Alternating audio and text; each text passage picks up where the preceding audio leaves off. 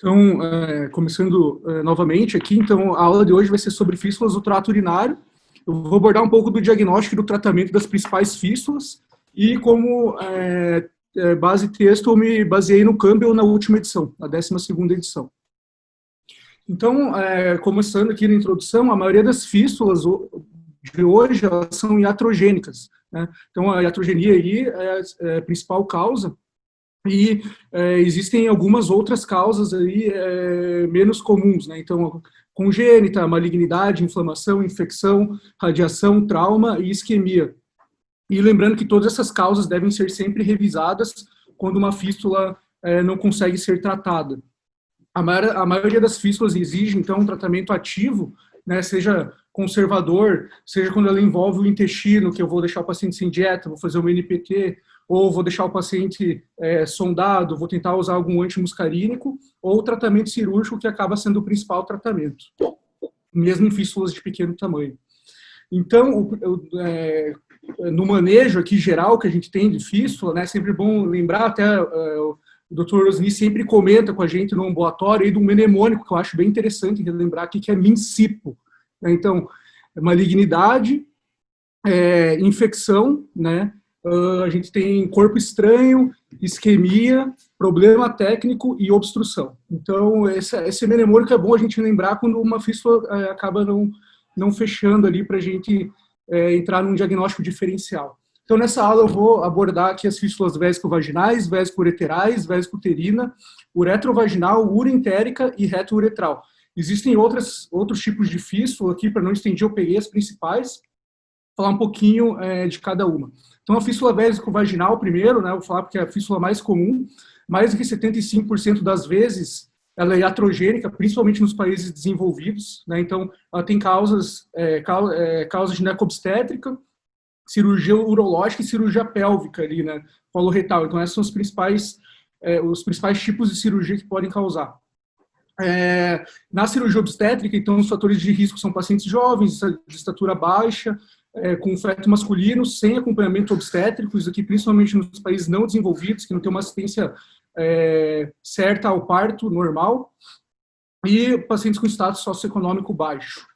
Então, a fístula vésico-vaginal obstétrica pode, então, vir tanto do parto cesárea quanto do parto normal. Então, do parto normal, a fisiopatologia aqui se refere a um auxílio inadequado ao parto. Então, geralmente são fetos maiores, em que a cabeça acaba comprimindo ali a parede anterior da vagina, gera uma inflamação, seguida de isquemia e necrose, e isso acaba gerando assim, essa fístula vésico-vaginal. Geralmente são fístulas de diâmetro importante, o tratamento por esse motivo é um pouco complicado, né? Pode atingir tanto a vagina distal quanto a vagina proximal, e ali a porção do colo vesical e a uretra proximal. Então, tem todas essas localizações. O reparo é difícil porque, pela fisiopatologia, a gente já sabe que vai ter uma perda extensa de tecido, vai ter inflamação, vai ter isquemia, vai ter fibrose, então o reparo ali é um pouco complicado. Nos países desenvolvidos que a gente vê hoje, há uma redução da fístula vésico-vaginal de etiologia relacionada ao parto normal. Então, por essa assistência, acaba tendo menos casos por essa etiologia. Então, nos países desenvolvidos, a gente tem a etiologia iatrogênica como principal. A principal é a esterectomia benigna, seguida de esterectomia maligna e seguida de cesariana. E lembrar que a maioria das cirurgias, então, se falando de esterectomia, não resultam em fístula, uma pequena porcentagem aí. A maioria dessas fístulas, elas vão vir de uma lesão vesical durante a cirurgia.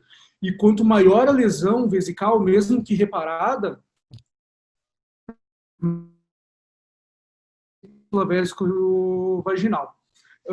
Geralmente, então, quando não é reconhecida essa lesão vesical durante a cirurgia, o paciente vai acabar fazendo um urinoma ali no local, geralmente fica aí 2 a 3 semanas, que acaba tendo uma drenagem espontânea para a região vaginal.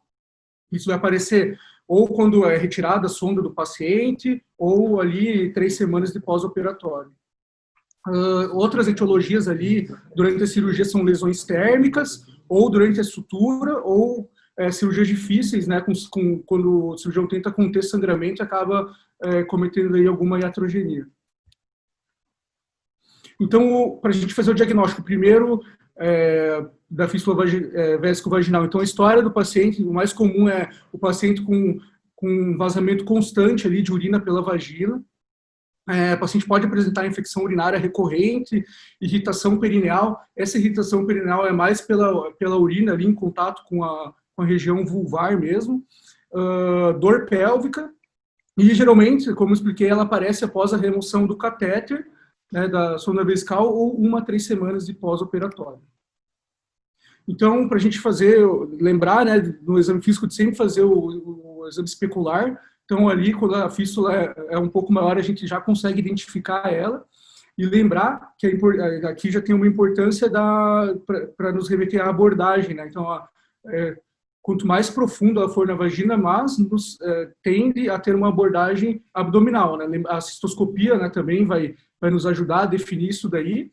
E lembrar também no exame físico do teste das 3 gases, que vai nos ajudar a diferenciar os tipos de fístula. Não vai dar um diagnóstico de certeza, mas vai nos dar pistas, né, de qual tipo de fístula que é. Então, na cistoscopia, o que a gente vai ver né, a gente vai conseguir diferenciar ali uma fístula imatura, em que a gente vai ter o ósseo, né, da fístula não identificável com uma região de edema inflamatória ao redor. Uma fístula mais tardia, a gente vai conseguir ver os ósseos, o ósseo da fístula, vai ver que ela tem margens mais lisas, ela é mais bem definida. E caso dúvida, durante a cirurgia, o que a gente pode fazer é optar por passar um fio guia e um catéter pela fístula, para a gente conseguir estudar ela melhor. E caso a gente suspeite de malignidade nessa fístula, é importante que a gente faça uma biópsia ali no local. Então, o diagnóstico padrão aí seria a tomo e a ressonância. O que a gente vai ver, né, na tomografia, então, seria um contraste ali na vagina, na fase tardia. Às vezes tem alguma dificuldade em identificar esse contraste. E esse sinal aí vai nos dar uma alta suspeição que tem esse tipo de fístula. Caso a tomo ou a resso não sejam disponíveis, então a gente opta por fazer uma uretrocisto miccional. Então, com relação ao tratamento da fístula vésico-vaginal, então, o que a gente pode optar por fazer inicialmente é passar uma sonda vesical, né, até chegar no tratamento definitivo, ou pós-cirurgia definitiva. E a gente tem que lembrar aqui que a sondagem vesical, a gente tem que analisar bem o paciente que a gente vai propor isso, porque em grande parte dos casos não vai parar o vazamento, então vai continuar sendo urina e vai ser um fator irritativo para a paciente. Ela vai acabar se lembrando aí né, toda hora que ela tem uma fístula, que ela tem uma dor e de uma possível iatrogenia. Então, aqui, para não incomodar muito a paciente, às vezes é interessante a gente deixar ela sem sonda vesical. Se sintomas aí irritativos, aí, sintomas de enchimento, é interessante a gente colocar um anticolinérgico, que vai ajudar a paciente também. Então, em fístulas pequenas, aí, menores do que 1 centímetro, pode ser interessante a gente iniciar o tratamento com sonda e anticolinérgico durante 2 a 6 semanas. A maioria dos casos em que a gente opta por fazer tratamento conservador e esse tratamento funciona, vai dar certo, geralmente a fístula acaba fechando em 3 semanas, não se estende muito. Existem estudos aí que mostram, né, que apenas 28% aí a gente tem de sucesso com tratamento conservador em fístula obstétrica, então acaba tendendo a um tratamento cirúrgico. Se a gente tem uma fístula pequena e epitelizada, a gente também pode optar por fazer cauterização endoscópica e associar esse tratamento aí, o anticolinérgico, com a cauterização. Então, aqui uma das dúvidas que a gente tem é o tempo cirúrgico. Né? Então, fiz o diagnóstico, eu preciso operar agora, eu posso esperar, ou tenho que esperar. Então, não se tem antigamente, né, não se tinha. Então, a princípio, se era esperado um tempo, né? Então, essas fístulas mais comuns, então pós-parto normal, se esperava entre 3 a 6 meses, e pós-radiação, o que até mantém hoje, um período de 6 a 12 meses. Atualmente, o que o Campbell traz? Que fístulas não complicadas pós-ginecológicas devem ser reparadas assim que diagnosticadas. Né? Claro, sem né, toda aquela necrose e inflamação. Né? E, então, é preconizado hoje um reparo precoce, né? Então, entre 2 a 3 semanas, e que se perdesse essa janela de 2 a 3 semanas, então a gente poderia esperar e operar ela um pouco mais tardiamente. Então, o tratamento cirúrgico ele pode ser via vaginal e abdominal, né? Geralmente, né, os fatores que a gente vai levar em conta, então, seriam o tamanho da fístula, a localização da fístula. Aqui a citoscopia é interessante porque uma fístula ali posterior ao trígono, ele periosteal do uretério, a gente pode optar por uma abordagem abdominal, né, e uma mais anterior por uma abordagem vaginal. Lembrar que se a gente precisar de procedimentos adjuvantes, então eu vou pender a uma cirurgia abdominal, e depende também bastante da experiência do cirurgião. Então, tem-se evidência que a eficácia de ambas são semelhantes quando a indicação é correta. A função sexual pós-operatória de ambas também é semelhante. E lembrar que a via abdominal ela traz uma maior morbidade, tempo hospitalar e maior complicação em 30 dias. Então, quando possível, né, se for possível a realização de abordagem vaginal, ela deve ser oferecida. Então, existem algumas indicações relativas aí para a abordagem abdominal. Então, fístulas maiores, de localização alta, né, então, perto do ósseo do ureter, fístulas por radiação, falha na abordagem transvaginal, que é uma recidiva, e necessidade de reimplante ureteral. No tratamento cirúrgico ainda, não se tem um consenso ainda se a gente deve excisar ou não excisar a fístula completamente. Antigamente era realizada uma excisão completa, né? Então, deve ser, né, ele traz que deve ser avaliado cada caso, mas não existe ainda um consenso do que deve ser feito, e existe um trial apenas comparando, né, as duas técnicas, que mostrou que não existe diferença entre os dois grupos, né? E o que se refere que se a gente excisar ela completamente, a gente causaria um defeito maior sangramento, maior inflamação. Então ainda não se tem consenso, né, de acordo com o Campbell em relação a isso. Tem-se a opção também de a gente rodar um retalho ou fazer um enxerto. Então, ele lembra que o cirurgião sempre deve estar apto, né, a essas técnicas aí quando ele vai abordar uma fístula vésico-vaginal. As indicações ainda de retalho e enxerto não são bem definidas, mas a maioria das fístulas que vão precisar do retalho e enxerto, então, seriam pós-radioterapia, o paciente fez um reparo prévio que recidivou, fístulas que são maiores ou que a gente quer um reparo aí sem intenção. Então, passando aqui a fístula vésico-vaginal é a principal mesmo, mas comentando um pouco da fístula uretérica, inclusive semana passada a gente teve um caso, né? Então, as fístulas uretéricas, elas são principalmente entre o ureter e a vagina.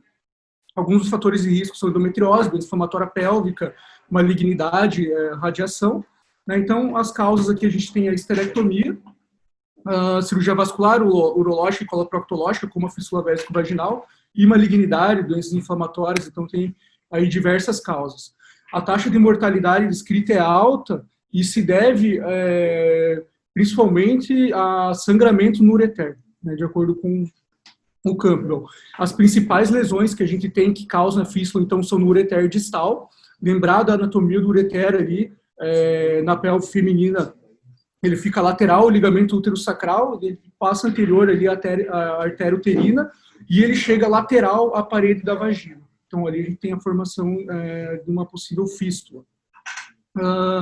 No quadro clínico, então, a paciente ela vem com uma incontinência urinária constante, né? Geralmente aparece 1 a 4 semanas pós-operatório.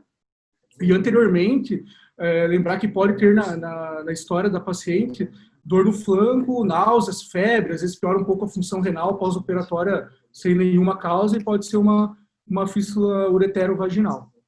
Então, o diagnóstico eu vou fazer por essa história, pelo exame físico. Aqui também eu posso utilizar o teste das 3 gases. O paciente que, né, que tem a fístula ali pronunciada, que tem ascite, o fluido vaginal, eu posso testar a creatinina nesse fluido. E fazendo esse teste, a gente vai ver que essa creatinina vem bastante aumentada. E eu vou lançar a mão aí de uma urotomografia, uma pielografia, em que a gente vai ver a fístula e que geralmente a gente vê uma dilatação aí pielocalicinal. Geralmente ela vem acompanhada com isso. Lembrar sempre de fazer cistografia, cistoscopia, porque pode ter uma fístula da bexiga ali associada. Após o diagnóstico, então, ele refere que é essencial a gente fazer, porque geralmente ela vem associada, né, à dilatação pélvico-alicinal, então é essencial fazer drenagem do trato urinário superior para evitar lesões. Então ele refere que quando é necessário fazer isso, então é feita, né, então é instalado duplo J ali retrógrado, se não for possível, nefrostomia ou duplo J anterógrado. E lembrar que lesões angulares ali, né, contínuas pequenas, o próprio duplo J pode acabar resolvendo, mas isso é um pouco difícil de acontecer. Então, o tratamento pode ser endoluminal ali ou abdominal. Com relação a, né, esse endoluminal, então a gente vai, né, como expliquei, tentar drenar ali o trato urinário superior para evitar alguma lesão. E a gente pode fazer essa drenagem e optar por um reparo mais tardio, 4 a 6 semanas depois. Caso haja falha desse tratamento endoluminal, a gente pode optar por fazer um tratamento abdominal, que seria basicamente a excisão da fístula e fazer uma anastomose termo-terminal, que seria a principal opção. Caso não seja possível ali, a questão do ureter, eu posso optar por fazer um retalho de Bori ou opções de para evitar essa tensão, ou quando a fístula é um pouco mais distal.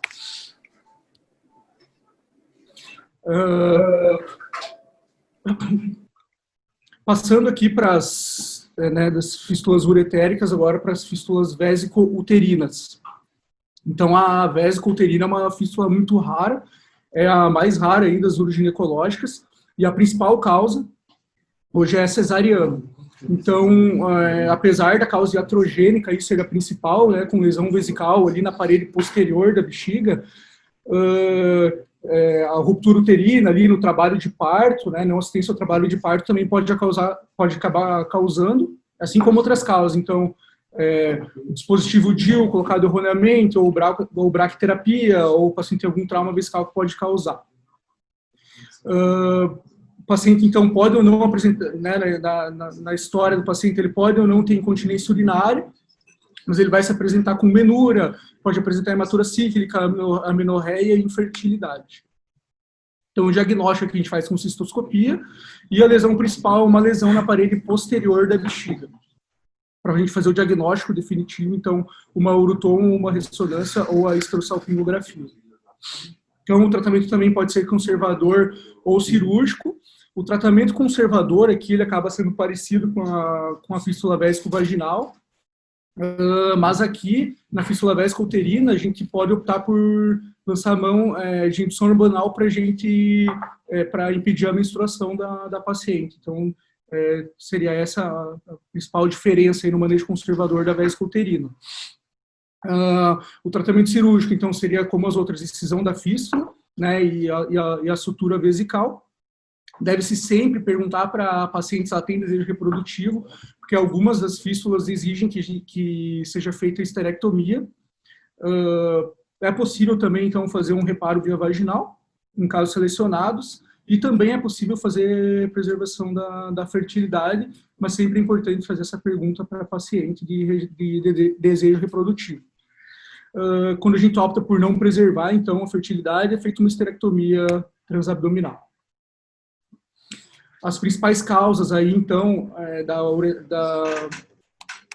da fístula uretrovaginal, né, que já passando para a fístula uretrovaginal, né, então, entre a uretra e a vagina, seria, a principal seria o canal de parto obstruído. Então, ali também, como as outras, ela tem inúmeras causas aí iatrogênicas e não iatrogênicas. Então, na fístula uretrovaginal, sintomas, como nas outras, vão depender do tamanho da fístula. Geralmente, a fístula uretrovaginal proximal, como ela passa ali o mecanismo de esfinteriano, o paciente acaba tendo uma incontinência de esforço ou uma incontinência contínua, e a fístula uretrovaginal, que é distal, né, ele mantém esse mecanismo de continência, então o paciente pode vir assintomática, ou com um fluxo urinário espalhado ali, quando a paciente que a paciente percebe ali quando está urinando. Então, o diagnóstico é feito com um exame físico, com uma uretroscopia, né? Aqui tem grande vantagem a gente usar o cistoscópio flexível, principalmente quando é uma uretra pequena, né? Uma uretra feminina. E a gente também pode lançar mão da uretrocistografia miccional, que é um exame que se aparenta também muito útil. Então, deve ser avaliado também a bexiga, que em 20% dos casos existe uma fístula vésico-vaginal associada. Então, com relação ao tratamento da fístula uretrovaginal, abordagem vaginal também preferida, e se diz que tem um tempo cirúrgico e hospitalar menor e um menor sangramento do que as outras abordagens. Então, a gente pode optar também por fazer um retalho vaginal, ou fechamento apenas primário, e pode também se optar em fístulas pequenas por abordagem conservadora. Lembrar sempre de avisar a paciente que essa incontinência de esforço que apresenta as fístulas mais proximais pode persistir no pós-operatório. Passando aqui para as fístulas uroentéricas, então são as fístulas não obstétricas mais comuns. Então, as principais causas que a gente tem aqui é a diverticulite. Né? A diverticulite geralmente vai fazer uma fístula colovesical. Doença de Crohn, né? Com o acometimento do ilho terminal ali, a gente acaba tendo uma fístula ilovesical e as diversas neoplasias aí que a gente tem em coloretais. Então, com relação à sintomatologia, o que existe mais comum são os sintomas de trato urinário inferior. Então, a gente tem pneumatura, que aparece em 50% a 70%, que seria um dos sintomas mais comuns. Sintomas de urgência, né, infecção urinária de repetição, hematúria, dor suprapúbica, e lembrar que ele apresenta também sintomas coloretais. Então, fecalúria e tenesmo também podem acabar aparecendo. Então, o diagnóstico que a gente faz é através de cistoscopia, né? Lembrar de que quando a gente suspeita que a fístula pode ser neoplásica, eu vou lançar a mão aí de uma biópsia da fístula, como nos outros casos. Na cistoscopia, a gente tem diversos achados inespecíficos, então como edema local, ali, inflamação, e lembrar que na citoscopia, por esses achados inespecíficos, a gente só consegue ter um diagnóstico de certeza em 35% a 46% dos casos. Quando a gente fizer uma urotomo, então, a gente vai ver que a parede vesical vai estar espessada e adjacente ao colo, e a gente vai observar que tem ar na bexiga na ausência de manipulação urológica, e o aparecimento de divertículo no cólon aí também é bastante comum. Então, nos casos em que o paciente é oligossintomático, ou o paciente tem doença de Crohn, eu vou tratar a doença base, mas vai ser basicamente restringir a dieta do paciente, ele vai acabar tendo nutrição parenteral única, e a gente vai tratar com antibiótico. Se a fístula for maior, né, a gente pode optar por fazer um tratamento cirúrgico, então vai ser basicamente separar os órgãos envolvidos em rafia. Pode ser que eu precise, então, durante a cirurgia, fazer uma ressecção intestinal ou uma cistectomia parcial. E eu posso optar por fazer em 1 ou 2 tempos a cirurgia. Caso tenha muita inflamação, muita necrose, eu posso optar, às vezes, por fazer um desvio ali no intestinal, né, e esperar passar essa inflamação, aí, essa necrose e fazer no segundo tempo. Então, fica uma cirurgia em 1 ou 2 tempos. E, para finalizar, a fístula reto-uretral. Então, a principal causa da fístula reto-uretral é pós-prostatectomia, mas existem outras causas também, então a bracterapia, crioablação, radioterapia pélvica, instrumentação uretral, mas a principal causa acaba sendo a prostatectomia mesmo, e essa fístula reto-uretral ela vai acabar ocorrendo em 1 a 2% de todas as prostatectomias. Geralmente vai ser de uma lesão durante a cirurgia que não vai ser vista, né? E o paciente, em grande parte das vezes, ele já tem alguma predisposição. Então, o paciente já foi radiado previamente, ou ele já tem uma cirurgia retal prévia, ou ele já fez uma RTU de próstata prévia. Então, são alguns dos fatores de risco. A lesão ali, a lesão, né, que acaba gerando aí a fístula, geralmente, então, ela não vai ser vista, e a fístula acaba ocorrendo pela anastomose ali que a gente faz vésico-uretral. Então, a clínica do paciente. O paciente se apresenta com fecalúria, pode apresentar febre, e no diagnóstico que a gente vai fazer uma uretroscopia. É importante aqui que, se a fístula for identificada, a gente faça uma biópsia para avaliar uma possível recidiva da doença, e uma uretrocistografia miccional. É importante também que a gente faça uma urotomografia para avaliar uma possível fístula ou lesão no ureter associado. E lembrar também o paciente que ele vai ter um alto risco de incontinência após a correção dessa fístula. Então, o manejo pode ser conservador em fístulas pequenas. Então, aqui também volta, né, a drenagem vesical e nutrição parenteral, né, que pode ser 1 ou 2 tempos também, com a derivação intestinal, depois da construção do trânsito. E a maioria vai acabar sendo cirúrgico. E a gente pode fazer uma abordagem, então, transretal, perineal ou uma abordagem abdominal. Só, assim, a parte técnica acho que foi bem levantada já pelos colegas, né? O princípio é você dar vitalidade para o tecido, que foi desvitalizado ou por uma isquemia de radioterapia, ou por uma isquemia iatrogênica, enfim, alguma coisa aconteceu, né, que gerou essa isquemia, ou algum órgão que terebrou para dentro da via urinária. Então, a questão que o Dr. Manuel falou sobre ressecar a parte que não tem vitalidade, não precisa fazer grandes ressecções, alguma reavivadinha na borda ali você tem que oferecer. Mas mais importante do que isso realmente é a não contiguidade de linhas de sutura. Então, isso é princípio básico de cirurgia, mas você tem uma fístula vésico-vaginal, se você fecha num sentido a vagina, você tem que fechar em outro sentido a bexiga. E a interposição de tecidos, daí ela vai ser estratégica conforme a disponibilidade. Mas eu chamaria muito atenção, assim, muito, para isso que o Osni falou, porque não, sempre é uma situação que envolve algum nível de iatrogênese. Então, a gente recebe paciente que vem de outros estados, né? O indivíduo faz a cirurgia no estado, na sua cidade, acontece a fístula. Aquilo que o Dr. Manuel falou é importante, porque a cirurgia de fístula sempre é uma segunda cirurgia. Então, o acesso nunca é fácil, né?